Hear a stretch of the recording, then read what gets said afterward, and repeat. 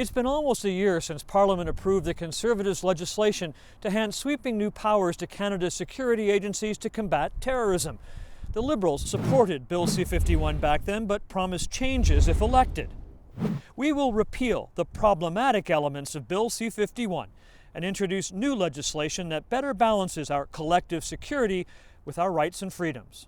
Among those problematic elements the Liberals identified, giving CSIS new powers to disrupt even perceived terrorist threats without full parliamentary oversight, an overly broad definition of what could be considered terrorist activity, and allowing the government to share Canadians' personal information more widely.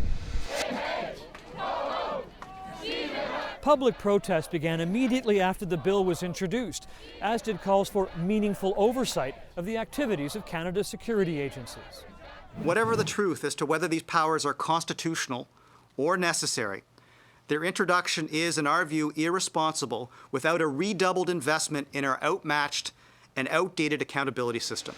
And during last year's campaign, the demands grew for Justin Trudeau to explain why the Liberals supported the bill at all. Mr. Harper doesn't think we need to do anything more to respect our rights and freedoms.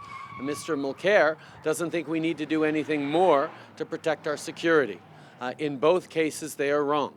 We need to make sure we're doing both of those together, and that's what the Liberal Party is committing to doing. Canada's spy agency told a Senate committee in March that it's used these new powers to disrupt terrorist plots around 24 times. But what about the amendments the Liberals promised during the campaign? We recognize that is an urgent matter. Canadians are expecting to see those proposals quickly. Ralph Goodale now says those amendments to C-51 won't be introduced until after public consultations are held over the summer, meaning that legislation is still months away at the very least. Chris Hall, CBC News, Ottawa.